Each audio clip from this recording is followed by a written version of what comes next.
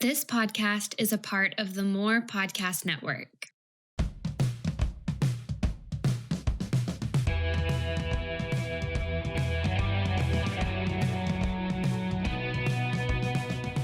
Hey everybody, welcome to the Daily Leader Podcast by Pattern Talent, where we interview great leaders and we seek to understand leadership. I'm Brad McDonald. And I'm Taylor Jessup, and we really hope that you enjoy this episode. Hello, everybody. Good morning, good evening, and good afternoon, whichever one you are listening to, and welcome back to another episode of The Daily Leader. I'm Taylor Jessup, my co-host with me, Brad McDonald today, who is also turned into a robot. I wish we had that clip for all of our people online. Those of you who get to actually watch the podcast might get a clip of that. But we are so excited for today and for our host, who Brad is going to introduce in just a moment. And as always, hey, if you are a Daily Leader fan, if you come here often, if you have the t-shirts, if you've put the buzz cut with the letters DLP for Daily Leader Podcast into your haircut and it's there forever, or a tattoo, we encourage you to like or subscribe to the podcast. It really, really does help. Take your time, comment, do all those good things. We also have Instagram, TikTok, all the channels, so please feel free to check us out. We do give a couple shout outs. Jesus with Video Pilot does our editing. He's fantastic. The department, if anybody's got their coffee, we use them often for podcasting in Phoenix, Arizona. You can check them out. April Norris does our music. Also fantastic. And then we're going to be talking about fires today, which is great because Ellery May is also a sponsor who I tend to like. She's pretty cute. She has a tiny fire business, or candles, if you will, and she sells those online and is also one of our sponsors. So with that, man, that is plenty of talking. And today we get to stay curious and seek to understand leadership, right, Brad? So Right. With that, why don't you go ahead and introduce our guest today? I would love to. Thank you, Taylor, for that intro. Today, our podcast is Natalie Born. And I have been really looking forward to this podcast for a couple weeks now, about a month, since Natalie and I originally connected through a mutual friend of ours and one of her colleagues, John Hightower, at Arch and Tower and Fraser and Dieter. And so this morning, we just get to really highlight the good work that Natalie has been doing. She's got an incredible resume, which I'm excited to highlight, as well as a book and a podcast that we want to direct all of you guys, our listeners, to. Natalie started off her education at Oglethorpe. She then went to the International Management Institute, and then finally wrapped up at the University of Maryland Global. And so between those three institutions, Natalie's training is pretty extensive. And then as she moved into her career, she had over 10 years at Career Builder, went to Intercontinental Hotel Group after that, then ADP, Territory Global. Then she founded, kind of in the midst of that, her own project, Innovation Meets Leadership, where she has a podcast. She writes books, speaks, and consults. And most recently, our paths crossed via her work at Arch and Tower, where I have some mutual friends. And so she's a principal consultant there and works with large brands, small, mid-market companies, and just offers insights into how they can more efficiently run their businesses and grow their businesses with innovation, most importantly. Today, I am most excited about, though, the opportunity that Taylor and I get to highlight Set It on Fire, which is a book that Natalie wrote along with a study guide. And so as I've been working through this book, both on Audible and on paper, so for you Audible folks, you've got that option too. If you're hitting the treadmill or the Peloton, you don't have to miss out. This book is packed. It's literally like a toolkit. It's an innovation toolkit. And then I felt like the study guide, Natalie, was like a paper innovation coach. Yep. Because the questions in the study guide and some of the things that it got me thinking, even about the work that I'm doing with Pattern Talent and the Daily Leader, are really insightful. And so I would just love for you to kind of fill in some of the gaps there, share some of your story with us, just to help our audience get familiar with who you are. And then we've got a ton of questions for you. Awesome. Well, Brad and Taylor, I'm so happy to be with y'all today. And it was just fun. Like I've never laughed so much before a podcast started. So thank you for that. We've had a blast this morning. Yeah, so I'm Natalie Bourne and I'm thrilled to be here. Look, my background was really in product development. That's how I got my start. Kind of fell into it, if you will, and had an amazing career at careerbuilder.com for over 11 years. I started out in customer service, answering calls at the age of 19. And by the time I left, I was running product development, about $780 million worth of products. That's Um, awesome.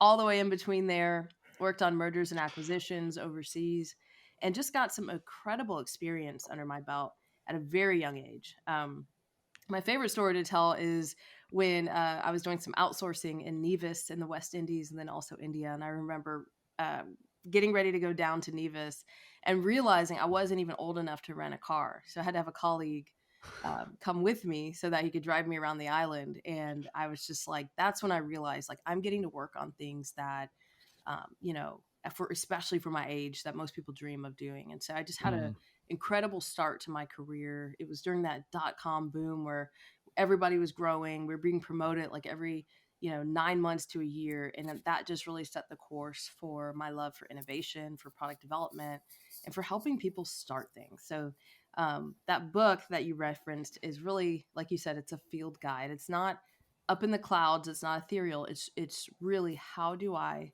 start an idea and bring it all the way through to go to market? Because that's what I'm passionate about, is putting those tools back in people's hands. That's great. That's great. I love, man, you have such a great story. It's good to hear it. It's good to be connecting with you. Hey, I started off taking phone calls to basically, by the end, I was taking over the world. That's a great story. By the way, Yes. that is fantastic. And I hope that encourages our listeners of like, hey, no matter like where you start, right? If you come in and you're willing to work hard and you are passionate, like, hey, look where you can end up by doing Right. that. So that is super encouraging. And speaking of innovation, right? I want to try and like, can you help us lay the foundation and the bedrock of like innovation? What is it as you see it? So Yeah. Mm. So it sounds like a weird place to start, like, but when I think about the foundation of innovation, I instantly ask founders, what are your vision, your mission, your values, and your goals? Because that really sets the landscape of where you're headed. And the way I think about it, if you can kind of maybe close your eyes, unless you're driving, and go there with me and think about a mountain, right? You're at the base of that mountain and you're looking up at the mountain and you're saying, okay, we got to get up there. Your vision is the there. It shows people, it points to where you're headed. It shows everyone that that's the true north that we're going to get to, and it becomes this excitement inside of each and every person within your organization. I think back to Career Builder, we had a vision, and it was simply, we did have our big vision statement, but really at the end of the day we had this other vision that was looming that we all talked about internally, and it was to beat our competitor. And we had 3 areas that we needed to beat our competitor in, and they said, hey, when we beat our competitor in these 3 areas, we're going to go international. So it was this buzz and this excitement in our organization that when we do these 3 things, we will hit that true north on the mountain. And that becomes really cool. The mission then becomes, well, how do we do that? What do we do today? Your mission really orients people to the what we do today. The values are critical because it actually tells people, here are the rules of the road. Like, there's many ways to get to true north. Like, we could blow the mountain up, but that's not okay, right? You can't blow the mountain up in order to get to your true north. So we have to lay down values and rules of the road, our ways of working with one another. That's It's right. our agreements for how we're going to get up that mountain and what is and isn't okay as we traverse the mountain. And that really is our values. I had someone on my podcast who once said, values are the worst behavior that you allow. So values become critical because they set the road for how we're going to work together and interact. And then our goals, I talked to a lot of organizations more recently that are like, oh, we don't really have goals. Well, it's like, how do people know where they're going? How do they know they've gotten there? And then how do they actually celebrate with one another when they've gotten there. That's what goals do for us. They Mm. give us short-term sprints, and they actually help us to be able to celebrate one another once we hit the mark. So that's for me. I know it sounds weird. We're talking about innovation, but Yeah. I like to take it back to foundation. When the foundation is stable, we Yeah. can build innovation on top of it. Yeah. No, I love that. I think it reframes innovation in a really great way, because I perceive, at least most people kind of think of, innovation as, hey, we got to get creative and that's the main goal and figure out what our next product, what our next idea is. Mm-hmm. But you totally kind of flip that and go, hey, let's figure out the vision, mission, values, goals, and innovate as a result of those things. I just ask a follow-up question to it is, where do you see most people getting off? Like, That's so good. where do most people get off in laying that foundation?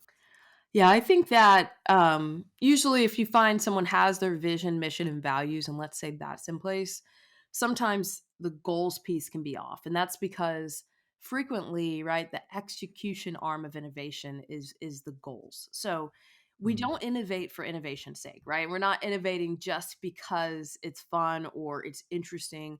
A lot of organizations are innovating for survival. It is the Mm. future. It is how they're going to get from here to there. And so if we think about it that way, then we understand that our goals actually become the mile markers along the way so that we can measure and adjust. And Yeah. so that's the beauty of innovation and putting goals in place, is that it helps us to be able to adjust the wind, adjust the sails when we're sailing, right? When we're heading off in a Mm. direction, how do we know that we're still going in the right direction? Our goals give us that orientation. And what's beautiful about it, if it's rolled out properly, everyone in the organization should know where you're headed. And Yeah. that's when you pick up that X factor, that ability to create an innovation or innovative organization, is when everyone can tell you the vision, the mission, the values, and the goals. Yeah. You'd be surprised, but in a lot of organizations, people can't articulate that. Maybe No, you wouldn't be totally. surprised.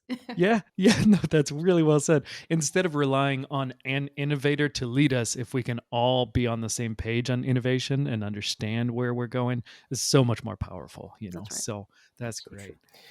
Natalie, Taylor, and I have some shared experience working together, and working in that company. We found the owner put the vision and values plastered all over the building, Mhm. and we talked about them religiously Yep. every day in everything we did.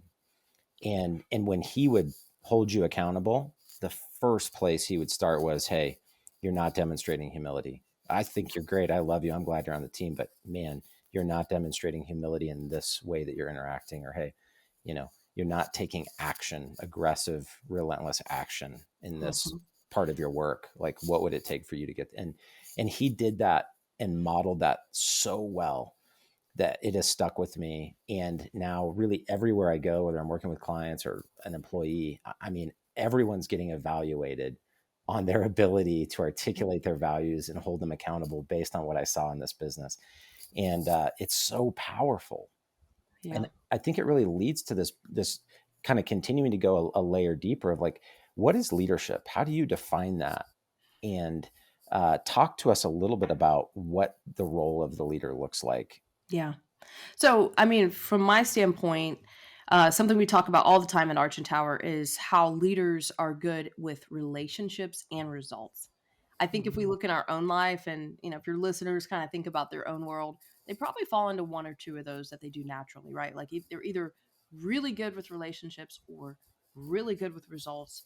But what's really challenging as a leader is you have to be good at both. And so, even thinking back to that leader you had, what they were actually doing when they would talk to you about the values, the DNA of the organization, is they were continually pointing you to the true north. For them, Mm. values was an important true north. So by saying, hey, I'm seeing this value and you're not living it out the way I know you can be, they're further kind of maturating that DNA into you of the culture of the environment that they want. They're continuing to put the ways of working right in front of you over and over again. And that's the beauty of values when done right, is that we can hold up a mirror and ask ourselves, are we really living our life according to the values? And to me, that's what a leader does. A leader helps you to know what true north is. A leader removes roadblocks so that you can get to true north. And a leader kind of resources you so that you can traverse the landscape with whatever you need in order to get where you need to go. And so the beauty of that conversation is it becomes this leveling of the playing field, if you will, where everyone can be on the same page about what's required in order to be successful.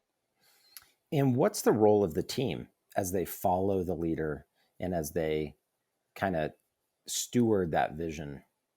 Yeah, it's so when we think about team, and this is a great question because oftentimes we do spend a lot of time asking what's the leader's role, but we don't necessarily ask, well, what is my job as the team member? Mm-hmm. And so once I've received the vision, my job as the team member is to help carry it out. Like it's literally to say, how do I live out this vision that we've laid out day to day? And if I can't figure out how to do that, I need to ask questions. So often it's like, here's the vision. And then someone's like, well, that doesn't really apply to me. Or I don't know how it applies to me. As a team member, our job is to get to meaning quickly. We do have a part to play in this bigger landscape. So we have to get to meaning quickly. And then we have to get creative with the resources. So oftentimes we're given a set of resources in order to traverse the mountain. Because I love this because it makes it actionable, right? So we might have a pickaxe and we might have rope and we might have these other items, but we've got to figure out like how to get creative because it's not like we can always just ship other items in. Sometimes we have to look around us and see what we have in order to get where we need to go. That's good. And then the last thing that really the team member's job is to do is to build and to create what doesn't exist today. So that's what innovation is all about. It's to look at patterns. It's to see what's going on in the landscape, and it's to build what doesn't exist today. And so that's the beauty of the team member and why you hire a team, right? Is so that we can be better together and knowing that, hey, the leader's going to cast the vision, but the team rallies around that vision and ensures that it's successful. You talk a lot extensively in the book about culture.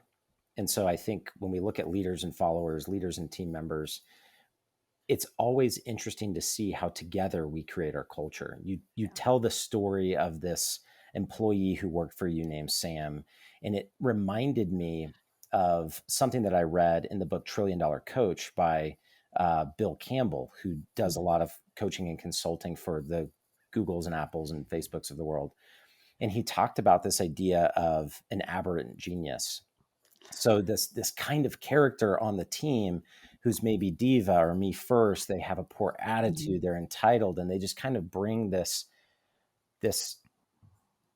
highly difficult aspect to the culture, but they also perform really well on certain things. And it just makes it difficult to negotiate the damage that they cause relative to this super amazing contribution that they're making. And I felt like Sam embodied some of that idea. I was like, oh, I was really reminded of that. So tell us the story of Sam and what do you do when you're trying to be an innovative leader and build this incredible culture, but you've got like a Sam? Right. Well, if you think about it, we all probably either have a Sam on our team right now or we've worked with a Sam before. And if you can't think about who that Sam is, it might be you. So maybe just think about that for a second. It's me. But Sam represents the person that does buck against the values, right? Sam represents the person that is just super brilliant, off the charts, but there's a flaw, right, that they're kind of unwilling to look at or address. And so I love a lot of Patrick Lencioni's work, and he talks about, being humble, hungry, and smart, right? Mm-hmm. And when one of those components is missing, right, you kind of get this offness, right, in the personality where now you have to figure out how to, can we make allowances? Can we bend over backwards and jump through hoops for the Sams in our life? And oftentimes what we find is that we actually hurt the team by doing it. And that was for sure what was happening in my case as a leader.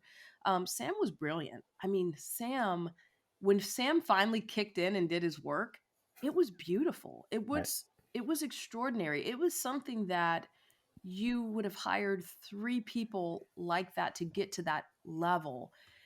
But there was a dark side to Sam, right? So he could never show up to meetings, and it wasn't just random meetings. It was meetings that he was supposed to run. So you'd all be sitting there staring at each other, and everyone's looking at you as the leader, like, well, where's Sam at? And you're like, I don't know. It's on all of our calendars. We're all adults. Like, we should all be able to show up to the meeting. But what it actually does is it hurts the safety of the team. It hurts the ability of the team to move forward when you have 5 people that are all putting in, 100% or sometimes even 110, 115%. And then you have someone that's mailing it in and delivering 70%. The rest of the team sees that and they're asking the question, what are you going to do about that? Either we're going to close the gap and help this person to become humble, hungry, smart, or we have to help this person move on and exist in an environment that makes more sense for the way that they're wired if they're unwilling to adjust or change. And so what I found was after multiple write-ups and multiple conversations and multiple moments of like come to the table and let's talk through this, I ultimately found that Sam just couldn't deliver on what we were asking for, the ways of working, the values that we had created as a team. And ultimately, we had to let go of Sam. And it was a heartbreaking moment for me because as a leader, when you get someone in your team that's super talented, the first thing you want to do is hold on, right? You want to Right. leverage that person on every project you can think of, and you want to parade that person around the office and tell everyone how great they are. But unfortunately, he couldn't live up to some of the ways of working that we had put in place as a team. And so ultimately, we had to ask Sam to find another team to work with. And so it was hard. It was frustrating. But ultimately, what I found instantly happened was the team began to improve because they understood that we were going to live the values and not just talk about them. Yeah. Yeah. Wow. That's that's great. It's super, super hard to do, right? Especially when you've got, like you said, you have this really talented person. I think it's the Boundaries book, Townsend and Cloud said, hey, everybody needs love, but sometimes they need love in the form of an anvil, which I think I've used that on the podcast here before, right? Like I think that the lie that we tell ourselves is like, hey, keeping that person around for long enough, maybe they'll turn it around. Well, eventually you get to a spot where, hey, this is starting to hurt our team. Right. Yeah. This is starting to hurt our company and we have to make a choice. And maybe this is just because I like to feel better about it, but I think that can be the best thing for that person as well. Because Yes. often if you're going to lead those really talented people that seem to not be motivated, they do have to have consequences for those actions. Right. So Absolutely. we hold on long enough. And then eventually, when that time is right, hey, we got to pull the trigger, move on, drop the anvil. and Sam, we'll see you later. And we wish you all the best, Yeah. right? But that might be really good. We have no idea what that might encourage him in his career too. So Right. I would love to know a little bit more as we're talking about teams here. Can you unpack a little bit for our listeners and viewers, kind of Project Aristotle with Google and kind of Yeah. what is being revealed about like building healthy teams and then Yeah. how that kind of affects like, hey, how do we build innovative teams? So both kind of what is that study and Mhm. what was found and then how can we apply it? Yeah, so this was a really cool study that was done by Google, and I feel like it has a lot of people have written about it. A lot of people have talked about it just because it's such an impactful study. But essentially, they set out to study what makes successful teams. Like, what are the attributes that you can put in place to make a successful team? And so Hmm. they came up with 5. And for me personally, I really lean heavily into the last one, but it's dependable. So, can I count on you? Yeah. Structure and clarity, meaning of work. So is what we're working on meaningful? The Mm, impact of work is, does my work have an impact in the world around it? And then psychological safety. And so if as you kind of zoom out and look at these, like dependability, can we count on you? We don't realize this, but that's a really big deal. Like when yeah. I think about Sam, man, he was phenomenal, but we couldn't depend on him, right? So Mm. when the chips were down and the bases were loaded, go through all the scenarios, right? Like we could count on him maybe not showing up. And so we wanted to know that who we were working with was dependable, that they were going to show up on our behalf. The other Mm, thing is structure and clarity. Sometimes we forget how important this is for people to understand their role and their peers' role.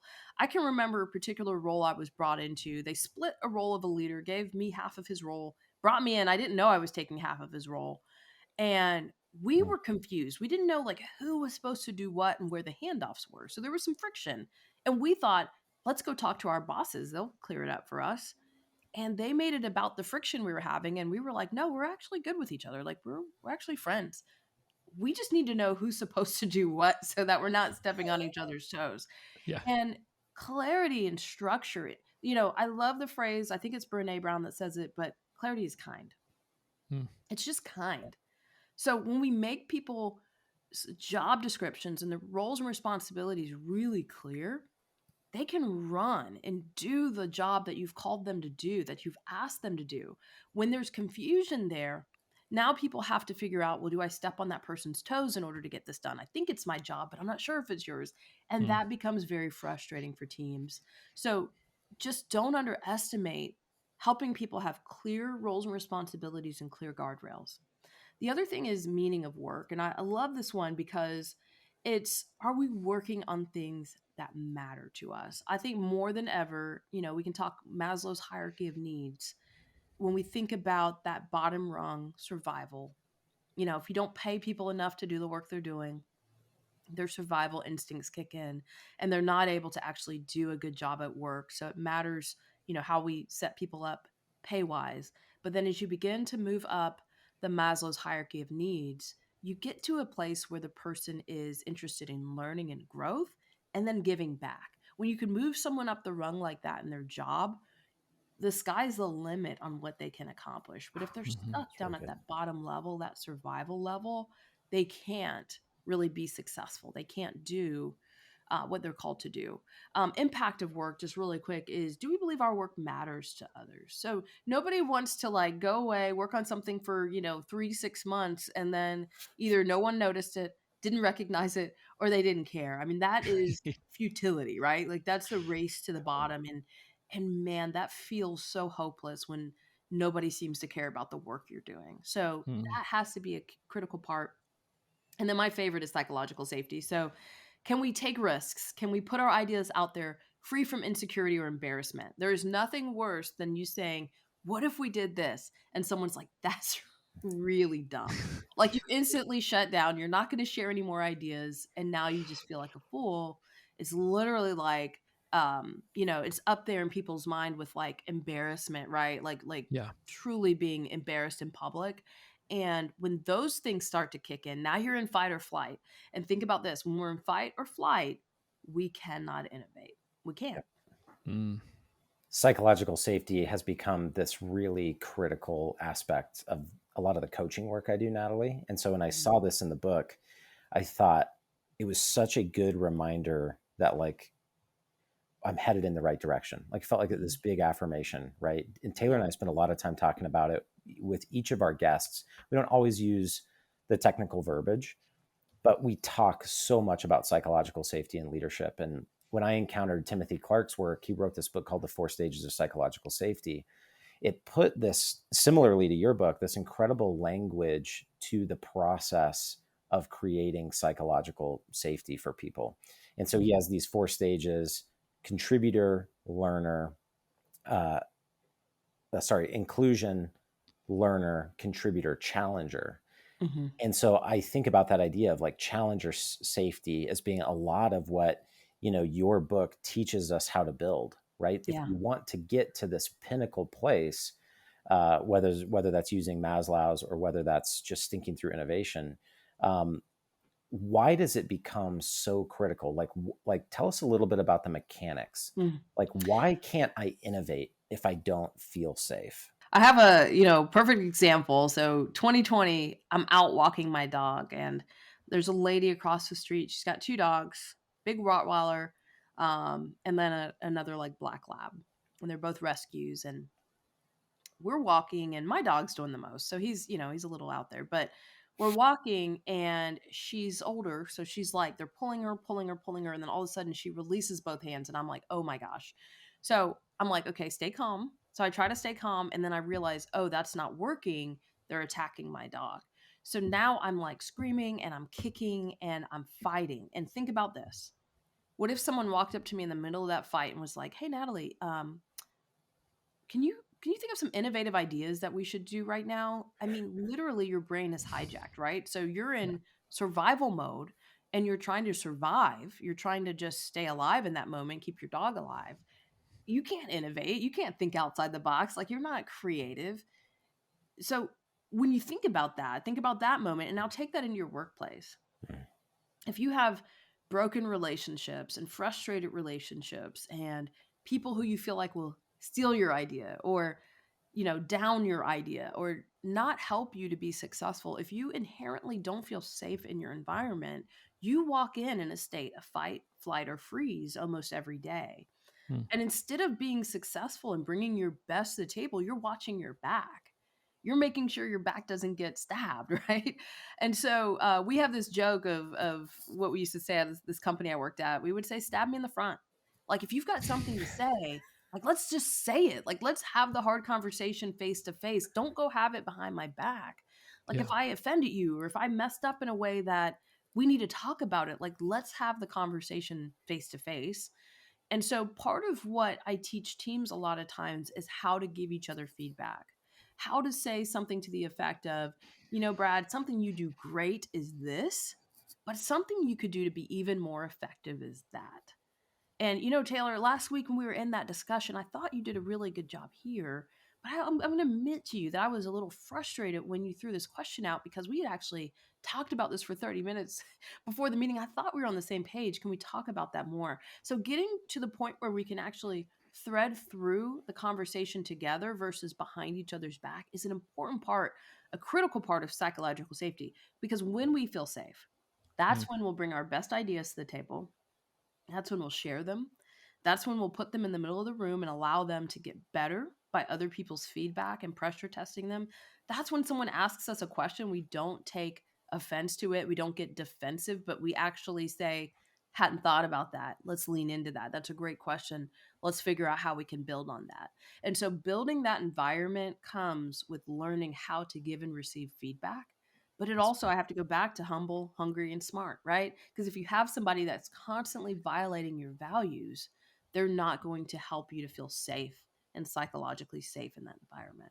No, that's really well said. And when they feel safe, we can have a much more collaborative process where we can all innovate, right? I did Darren Hardy's Hero's Journey a couple of years back, and he just talks about this big cultural shift, right? How leadership used to be so much top down and how it's completely different, right? We're in a different landscape, and what may have worked, 20 years ago, 30 years ago, doesn't necessarily work at the moment. What works is collaborative teams that are able to feel safe and innovate together. Yes. We had a guest on the show. We've had him on a couple times, and I like what he said because it just sticks in my mind. And I love sports, and I love the fact that Brad doesn't love sports and is confused. But he talks about the idea of, like, if you're playing basketball and if you are shooting free throws and you actually feel the safety to miss the free throw, like you don't have to make it, you are more likely to make the free throw. And he includes in there, and you don't have to make it. In other words, you are still free to fail. That kind of freedom on our team, when we can encourage that kind of safety, I think really does encourage innovation. It encourages people to feel safe, to not be looking over their shoulder, to stab somebody in the front rather than the back, right? Because they know, hey, it's going to be okay at the end of the day. Like, we're all safe. Yeah, so that's huge. What other, like, areas of team health, like, help cultivate innovation? I'm fascinated by this idea. So I just love to know, like, what other areas help best cultivate innovation on a team? Yeah. I mean, I think that part of, I was just talking to a founder this morning about their team and about innovation. And so it's interesting to me when you look at kind of the landscape of innovation, you look at team health and team culture. I think that being able to push back on people's ideas in order to build on them and make them better is such an important part of team health and figuring out healthy ways to do that.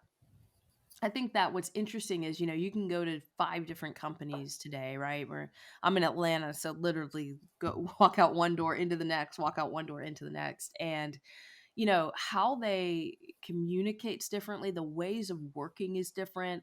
And so part of what you're learning when you go into an environment is like, what's acceptable in this culture? And then how do I make sure that when I enter this culture, it's not organ rejection, right? Where you're just so different in your communication style. For example, when I grew up at Career Builder, candor was very important to us. Just communicating with openness and honesty. It cuts through all the junk. It enables us to just get down to the point very quickly. And I don't have to like sandwich things. So I don't have to say, hey, Taylor, that innovation you did was so nice. I mean, brilliant, great, amazing, awesome. But there's one little thing that I was hoping you could do a little differently next time. But let me just tell you how great you are. I can say, hey, you've got a great idea here. I was troubled with this one thing. Let's talk about that. And then we can be like, oh, sure, let's talk about it. And I know that you know that I'm there to make you better. And you know that we're mutually making one another better and the organization better. When we can cut through all the noise and just get to the point very quickly, like that can be a value in organizations when we were safe enough with each other to have that candor and to talk through challenges. I've been in some organizations where, Taylor, if I didn't like your innovation, I would tell Brad. And then Brad and I Yeah. would have an hour meeting, and then we'd pull 5 other people in and talk about you. And then we were Sure. like, I don't even know if Taylor belongs here. And then by the time it gets back to you, you're so hurt because you're like, what if they had just come directly to me and talked to me about it? Yeah. The environment's not safe. And so they create all these other bubbles and these other, walls that prevent you from just being a part of the conversation in the first place. So culture plays such a huge part in innovation and how we bring our best selves to the table that organizations really have to look at even their feedback loops. How do they get feedback through the organization? How do I get feedback to the people I need to get it to as quickly as possible without all the frills and the riffraff, right? And just get to the point quickly. That is such an important part of innovation, and part of what makes you successful as a leader is learning how to deliver feedback up, down, and around, right, in a successful way, and how to ensure that we cut through kind of some of the other stuff and truly get to meaning very quickly. Yeah. No, that's great. That's great. I mean, I think I was thinking about your example and how much time we spent in other meetings in that example, right? And doing other things that took away from what would have gotten to the point immediately, right? Right. So if we're going to cultivate a culture that is safe and where we can talk to people, then we can have this healthy team. And Yes. that healthy team has the ability to have those hard conversations. And maybe they're not even as hard as we originally thought that they were, That's right. That's because right. I feel And like the failure is problem a gets big one. We worse. can we can talk about that one too. Like failure is a big topic. So I'm always Yeah. happy to talk about that one. Yeah. Yeah. Yeah, for sure. I, man, so in that same vein, I guess, if we're talking about teams, I feel like sometimes, right, we go into this spot where, I don't know, we get lost between like, hey, I want to empathize or sympathize with somebody. Can you talk to me a little bit about like empathy with team members and your team versus like a lack of empathy? And Yeah. like, how do you define that to like in a healthy culture? Like, Mhm. how do we have empathy? And then how do we use that well? Yeah. So this is something that I feel like as people have come onto the stage more with like human-centered design and design principles and things like that. A lot of us out there talk about empathy, and we talk about the empathy map, right? And so literally the reason why we an empathy map even exists is because it's not natural for us to get into the mind of our end audience, right? Mm, So call it your customer, call it stakeholders, call it even your boss, right? Let's say you're going to present something to your boss. What's so critical before we ever step foot in that room is to get in the mindset of the person we're presenting it to. So if I'm yeah. building a product, I need to get in the empathy mindset of my customer. If I'm presenting to an audience, I need to sit down and think about what they care about. And if I'm presenting to my boss, I need to know what levers to pull. I was recently in a meeting where someone got up to share a big change they're making to the organization, like a massive change. They're ripping out a software that's been in place 10, 11 years, and they're putting a brand new one in. And Mm, as they're talking, they're kind of more talking about the technical mechanics. And you see people in the room like breaking out in hives, breaking out in cold sweat. Like what they really wanted to know is, you are moving our cheese how do I know that this is going to be successful? How are you Yeah. going to test this? How can you handhold us to make sure that this doesn't fail? They don't want to know the technical specs of the software. They don't want to know any of that stuff. They're literally like, this is the cornerstone, the nucleus of our business. When you rip this out, I'm terrified. And so if we can get into their mindset, then we could have begun the presentation with, let's go around the room real quick and talk about your biggest fears for us making this move. Like, address the elephant, right? Put the elephant out in the middle of the floor first thing and talk about it. And so that's what an empathy map enables us to do. And essentially, if you do go to my website, setitonfire.co, I have this as a free download. It's called Empathy Map. And it talks about what is the person thinking and feeling. So let's get into their head. These are the things they're not telling anyone, but it's going on, right? What are they Yep. seeing? What are they saying and doing? And then what are they hearing? Maybe from the industry, maybe from competitors, but regardless, what are they hearing out there? And this is the most important part. What are their pains and what are their gains? So if I Mm. can address through a product, through my messaging, what their pain points are, that's massive. I've now connected with them instantly. And if I can help them discover their gains through my communication, through my product, now we have a winning solution for what we're building in the future. Yeah, for sure. So to recap, make sure I'm hearing it correctly. Like the gift and the skill set here is the ability to sit in somebody else's shoes, whether that's my Mhm. boss, whether that's my Mm. client or customer. Can I sit in their shoes and kind of think about, hey, how would this be? Like that to me seems really empowering as I'm getting ready for a presentation or as if I'm going into a conflict, with somebody to go, okay, if I was in their shoes, right? Is that Yeah. Maslow's hierarchy of needs? The Oh, top yeah. level is right to be able to sit in somebody else's shoes. Yeah. I feel like a lot of times empathy, when people hear that, they might go to sympathy of like, gosh, that's really hard. Yeah. Like and feeling bad for somebody rather Mhm. than sitting in a spot where it's like, I wonder how this person would perceive my product. I wonder how this person, what fears they might have about it. And I think, and I don't know if you would agree, that that's really empowering for me to then go into that, that pitch with that client and go, oh yeah, hey, tell me about your fears, Mhm. knowing that I've already thought, hey, I wonder what their fears are and see Right. if that aligns, right? That Yeah. can be a really powerful tool if we start to use that. Absolutely. And you're addressing their fears head on immediately, right? Versus letting them sit there and have them kind of build in the background. I was once in a session with a leader and we didn't ask this question. And there was this part in the facilitation we were doing where he would get really upset and then it would like calm down, really upset. And then finally he just exploded. So we're like, okay, let's stop the session. Let's Yeah, go off to the times. side. Let's find out what's going on. And come to find out that the very thing that the team was suggesting was something he wanted to move away from. Well, what if we had known Mm, that going in by kind of asking some of these questions? And so it even helps you to preemptively move away from potentially frustrating someone when it's unnecessary if we had asked the right questions and known how to walk around this empathy map. mm, Natalie, something we haven't gotten a lot into so far in our conversation, but you spend a lot of time in the book, especially towards the latter half of the book, is just the mechanics of innovation, like really down into the mechanics, logistics, tactics, strategies of innovation. Yeah. And I love this part's actually more towards the front of the book, but one of the examples you use is listening sessions with clients, and how when we're building things for our clients and our customers, the most important thing we can do is just listen, just good old Mhm. fashioned listening and note taking. And Yeah. I think that the parallel there between the employee experience and what becomes the customer experience, it's all, I know maybe to some of our listeners who are very tactically oriented, they're like, Natalie, tell me about how to do this. And I'm like, well, Yeah. you got to go buy Natalie's book, guys. So you'll get it there. that's right.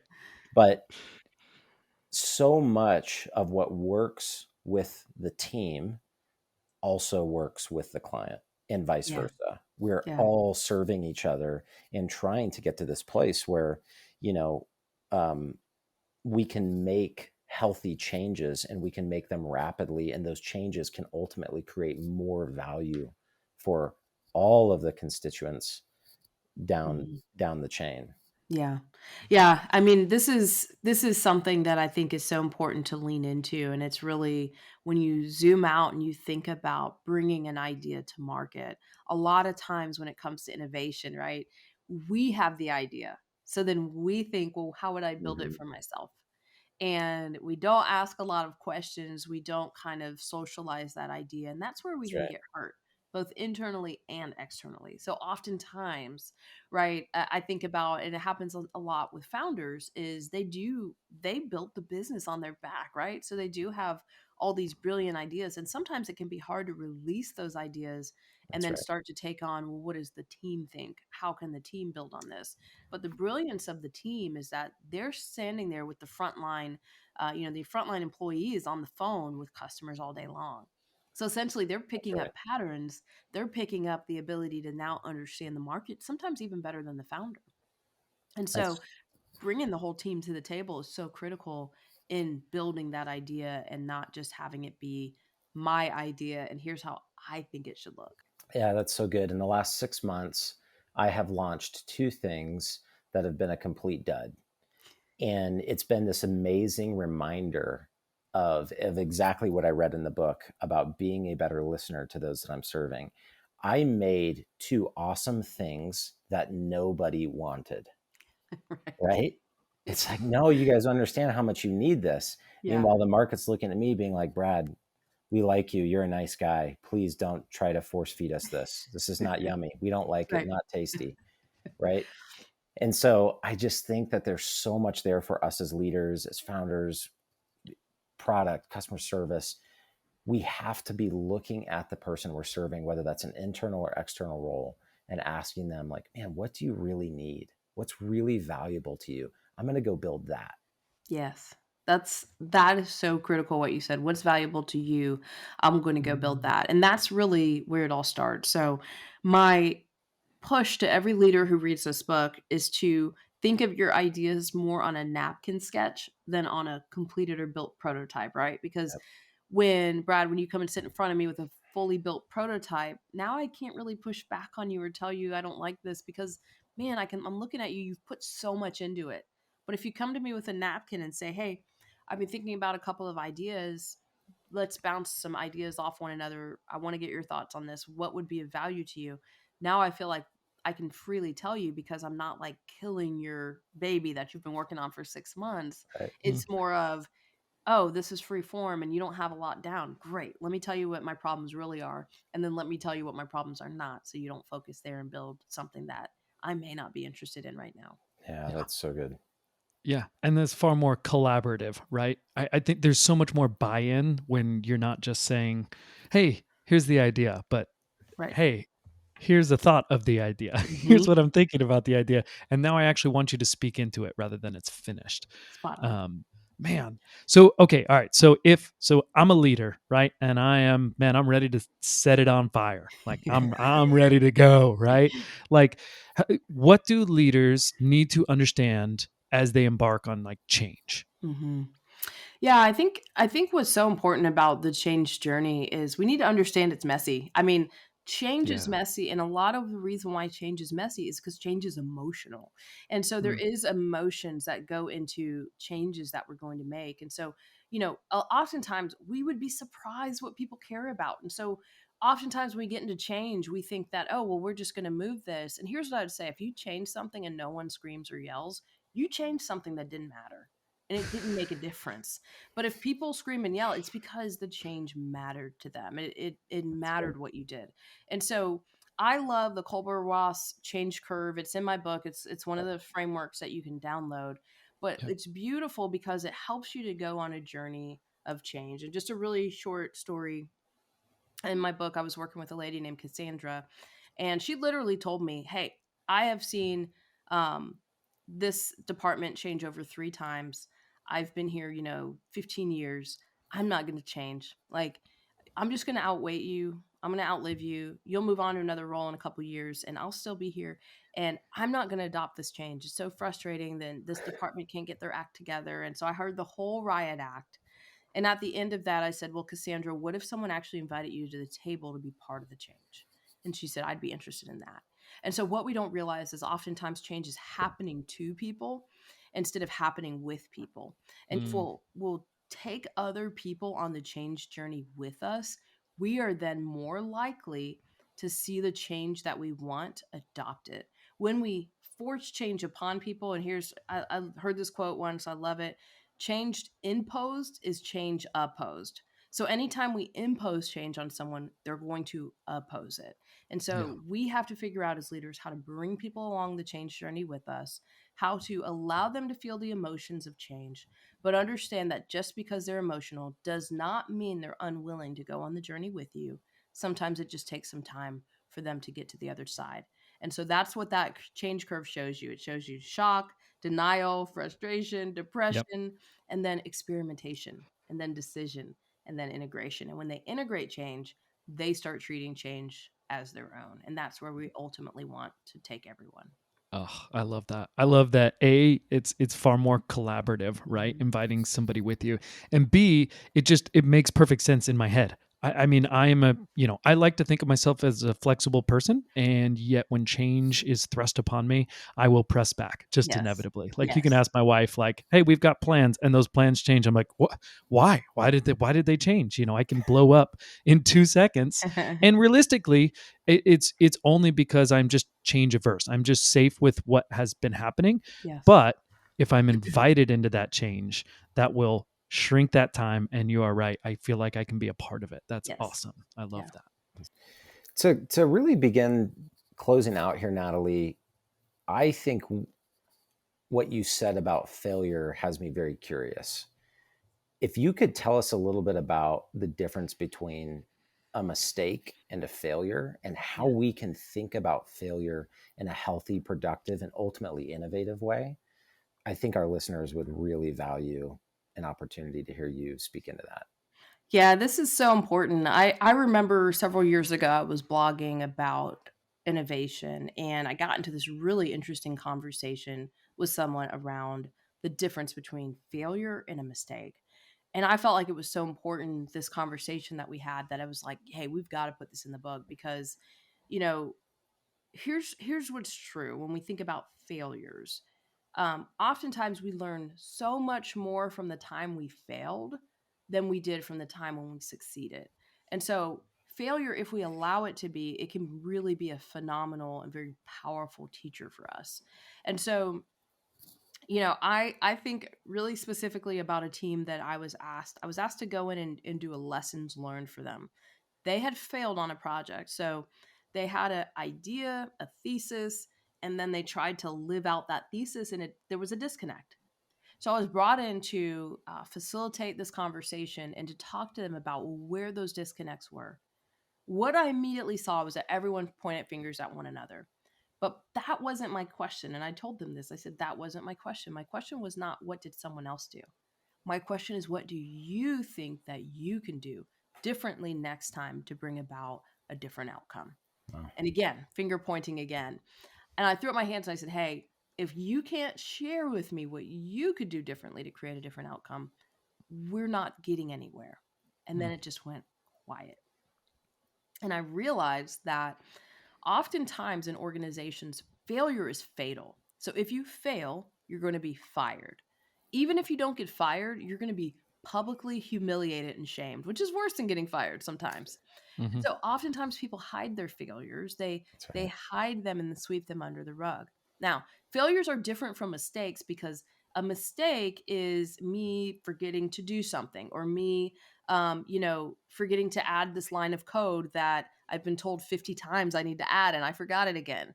And so mistakes can oftentimes lead to a leaning into, hey, am I incompetent in this area? If I keep making the same mistake over and over again, eventually we have to say, hey, I might be incompetent in this area, versus a failure, which says, I created a thesis. There's nothing written of how we're going to get there. I tested and tried these 10 different things. They all failed. Failure should trigger learning. Mistakes, if I can't adjust my mistakes and I keep making the same mistake over and over again, that's typically a sign of maybe incompetence in a certain area where I think I can be successful, but I can't even see in front of myself to understand that I can't garner the success in that area that I want to. Mistakes once That's different. Making it over and over again, that's different than failure, which is a thesis that I couldn't reach based on the information and the data I had. And I tested that out and failed. I need to trigger learning. I need to go back and learn, what do I need to do differently next time to be more successful? And so I like to separate those, because sometimes they get mushed together, and therefore we call mistakes failures and failures mistakes, and they are very different. One leans into thesis, the other leans into competence. Wow. Yeah, that is really good. And I love that. And all of it, right? We have something to learn. Like we have something to learn. Either, hey, I'm incompetent in this area, or I failed and I can learn from that. If I'm willing to own whatever it was. Yes. If I can own the mistake, if I can own the failure, I can learn, which can be encouraging. And hopefully, going back to, if you've created an environment where people feel safe to make mistakes and fail, then great, then we can learn, then we can grow. That's a growing and thriving business. I love that. I love that. Natalie, if you could leave our listeners today, like if you had one thought that has just encouraged you, challenged you, whatever it is, what would you leave people with? Yeah. So I'm going to butcher the quote, but it's one of my favorites, and it's by Les Brown. And he talks all the time about how important it is to live out your dreams. So don't let this conversation today intimidate you from innovating or from moving forward. I think it's a great, conversation in the mechanics and the structure of innovation. But at the end of the day, right? Like, so much of innovation is sparked from dreams. It's sparked from the idea, that thing that keeps you up at night, that thing that makes you so excited. And so I love what he says. He's like, hey, the graveyard's full of people who never wrote the poem, never wrote the book, never launched the product, right? Never stepped out in faith and did the thing that was in their heart to do. And so I want to encourage you, let this book be a field guide to you, to launch, to start. And so, I think about in 2020, starting my podcast, and now fast forward 4 years later, that's why I'm getting to talk to you guys. So there's so much joy on this other side of us pursuing the ideas, pursuing the hopes and dreams we have. And so start, right? I love the quote, the best time to plant a tree was 20 years ago. The next best time is today. So don't wait, get out there and begin to innovate, spark those ideas, spark that book that you're supposed to write, that podcast you're supposed to launch, that thing you're supposed to do. Don't let fear of, I don't know how, be what holds you back from moving forward. Man, yeah, that'll preach right there. Like, yeah, you're inspiring me. I'm like, God, what are all the things that are in my head? I got so many dreams. Let's go. Right. And I hope that's the same for the listeners. It's so true. It's so well said. Like, hey, go after it. Just freaking go after it. Man, I love that. I love that. Book, Brad. Guys, you want to touch base? Yeah. Set It on Fire. This has been one of my favorite books so far of the year. And I've actually, guys, I'm tearing it up this year on my book reading. I'm not going to lie. So yeah, we had like a competition the other night on who has more Audibles downloaded on their phone. It was way too many. I lost by a lot. I was like, oh, I'm doing pretty good. And then I lost. Yeah. So you are beating me. Well done, sir. Cheers. We're on our way. We're on our way to a 4-figure number. Guys, this is such an amazing resource. If you want to know more about Natalie, if you want to really follow her closely, that's innovationmeetsleadership.com. You can buy Set It on Fire. There's a course there, a masterclass, correct? That's correct. Yeah. Can really go and get in-depth training, as well as the work that they would do in the study guide. So I'm a really big fan of what you're doing, Natalie. I'm super grateful for your time today, for your insights, for your expertise. Yep. And I know that our listeners are going to really value this. We're going to tag you in everything. We're going to put everything in the show notes, so our listeners are going to be able to find you. But thank you again so much for your time. Yeah.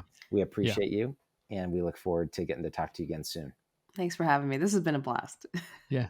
Good deal. Well, Natalie, we appreciate it. All you listeners out there, do take a moment to check out those show notes and go check out Natalie. Like, subscribe to The Daily Leader if you like this episode, and we'll see you next time.